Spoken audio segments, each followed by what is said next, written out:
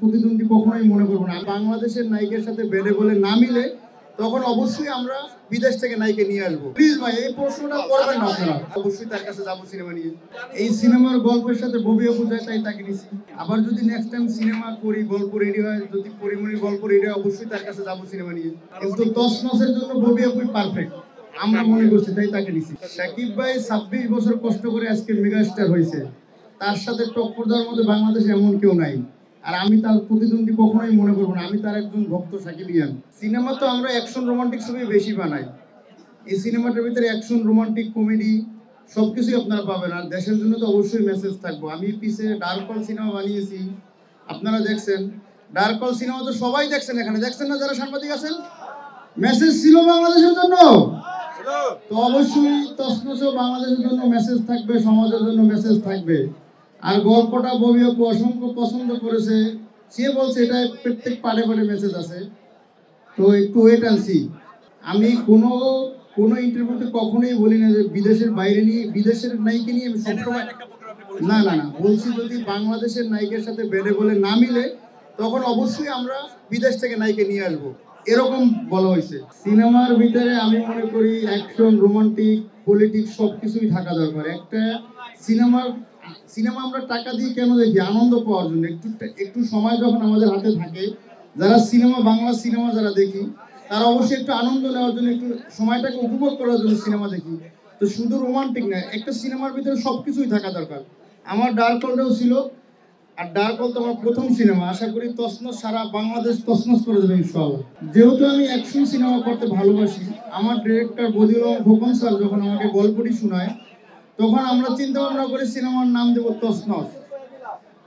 কারণ আপনি যখন একটা অ্যাকশন সিনেমা দেখবেন তখন নামটা অ্যাকশনের মতোই হতে হবে। তো ওই জায়গা থেকেই সিনেমার নাম দেওয়া তছনছ। ভাই এই সিনেমার তো অনেক সিনেমা রিলিজ হইতেছে, অনেকে সিনেমার কাজ করছে। আর যেহেতু মুন্না খান মাল্টিমিডিয়া, মুন্না খান শুধু অভিনেতা না, মুন্না খান একজন প্রযোজক। মুন্না খান মাল্টিমিডিয়া প্রযোজনা প্রতিষ্ঠান থেকে 100 মিউজিক্যাল ফিল্ম এর উপরে রিলিজ আছে, করা আছে মুন্না খান মাল্টিমিডিয়া ইউটিউব চ্যানেলে। আমার একটি নাটকের চ্যানেল আছে মুন্না খান ড্রামা। যেহেতু প্রযোজনা করি, আমার বাংলাদেশে কোনো বিজনেস নাই, আমি বাইরে বিজনেস করি। সো সেই ক্ষেত্রে আমি যেহেতু প্রযোজনা করি, আমার সিনেমা বানাতেই হবে। সিনেমা বানানো আমার নেশা, সিনেমা বানানো এখন হয়ে গেছে আমার পেশা। কারণ সিনেমাকে আমি ভালোবাসি, সিনেমার মানুষকে আমি ভালোবাসি।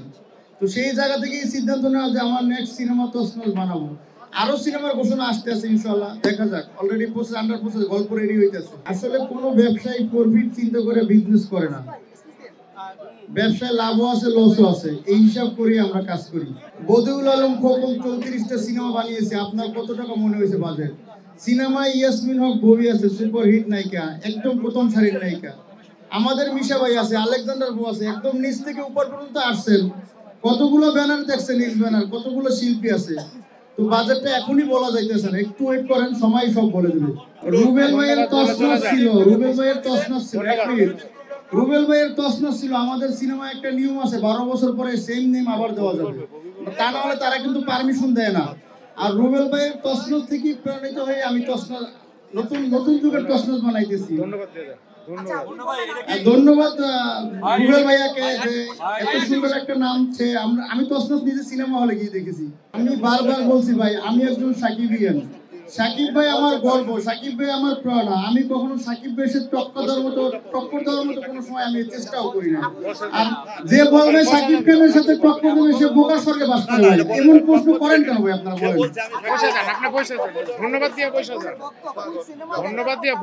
আমি যখন ডার্ক হল রিলিজ দিয়েছি তখনও বলছি ভাই, সাকিব খান 26 বছর কষ্ট করে ক্যারিয়ার করছে।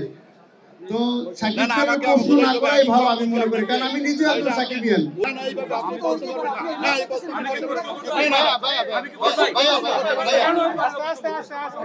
ভাইয়া আপনারা বারবার কিন্তু সাকিব ভাইয়ের কথা বলছেন। আমি যখন প্রথম সিনেমা রিলিজ দিয়েছি তখনও বলছি আমি একজন সাকিবিয়ান।